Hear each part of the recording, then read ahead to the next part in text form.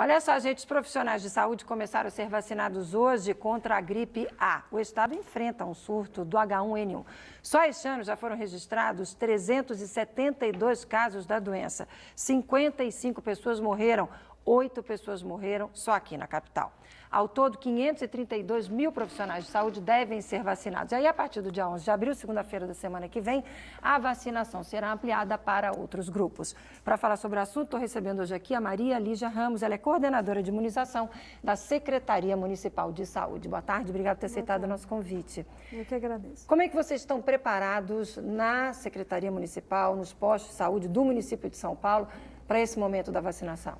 Olha, a gente recebeu a vacina na quinta-feira, então a gente já começou a fazer distribuição para os hospitais e aí ao longo da semana as unidades receberão essa vacina para começar a atender a população do grupo de risco a partir do dia 11, né, que são as pessoas com 60 anos ou mais, as crianças de 6 meses a menor de 5, gestantes.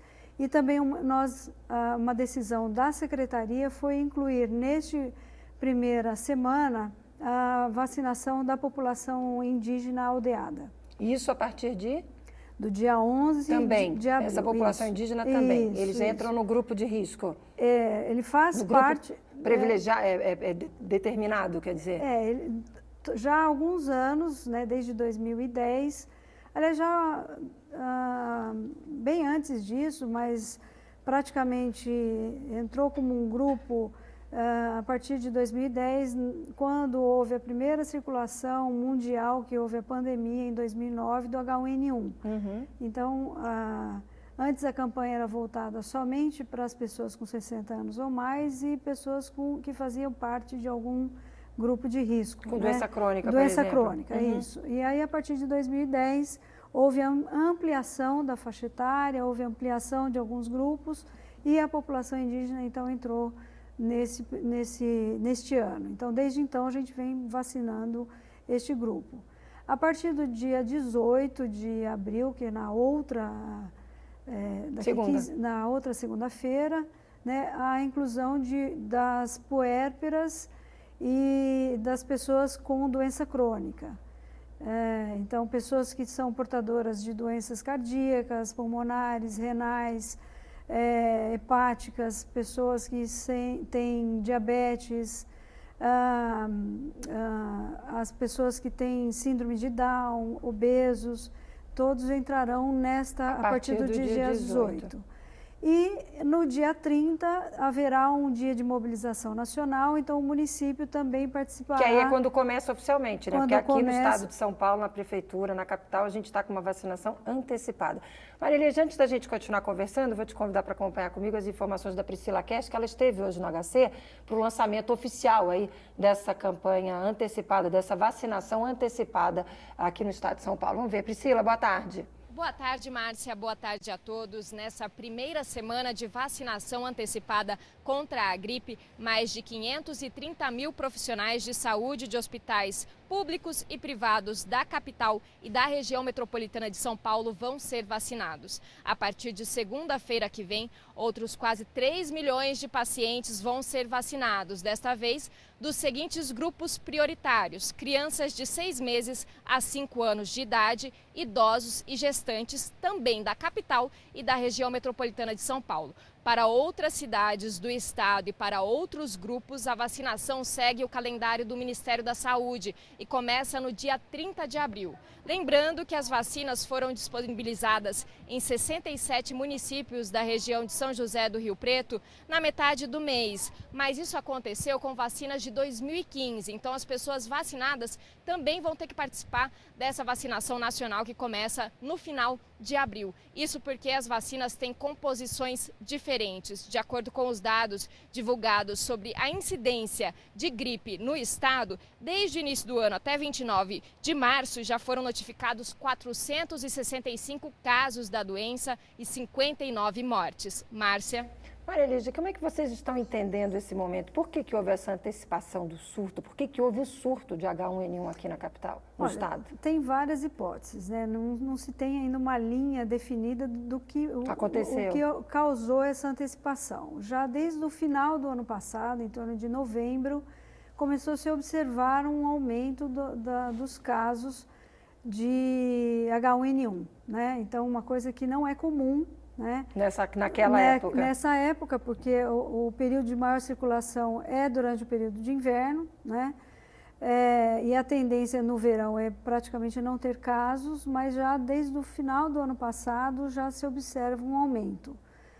E algumas hipóteses é que, por exemplo, as pessoas que viajaram puderam ter trazido para o país, né? Ou então, também tem uma questão eles falam até do El Niño,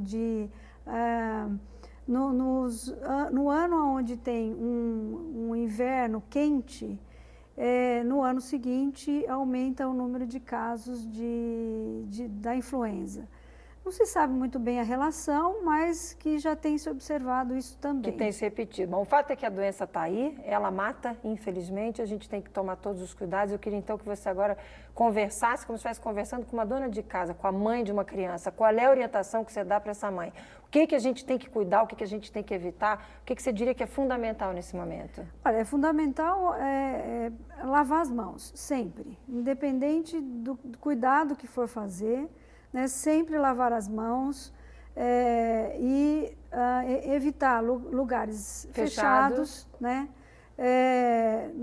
A questão da higiene pessoal, evitar, na hora que espirrar ou tossir, colocar a mão, de preferência a gente nem fala colocar a mão, botar, né? Um lenço, ou né? Um lenço para poder descartar, ou manga, então né? a manga, se fala para fazer esse movimento, né?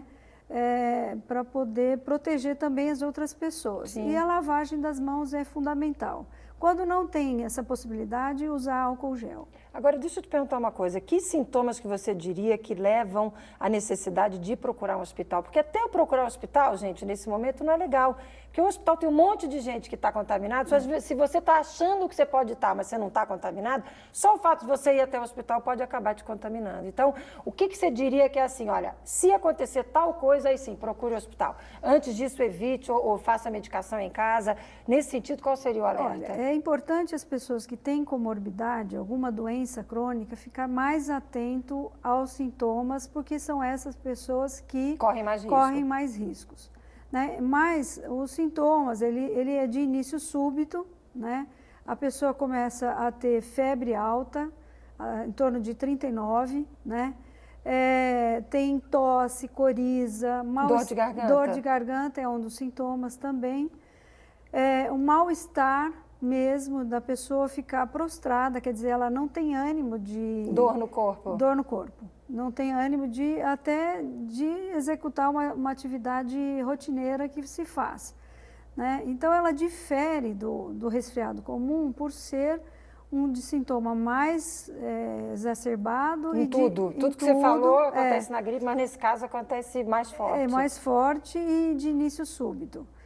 E por isso precisa ficar atento a esses sintomas, né? Principalmente as pessoas que fazem parte desse grupo específico, né? E para que se tenha a possibilidade do diagnóstico precoce e também o tratamento. Muito obrigada, queria que você aproveitasse esse espaço aqui, esse espaço é seu, o que você precisar, o que a Secretaria de Saúde precisar nesse momento, a gente está aqui à disposição para colaborar, para orientar, para evitar pânico das pessoas e para que a gente possa ajudar a proteger a nossa comunidade. Muito obrigada por dividir com a gente essas informações, uma ótima semana, até uma próxima oportunidade. Eu que agradeço a oportunidade de conversar com vocês. Sempre, espaço garantido. Obrigada, até a próxima.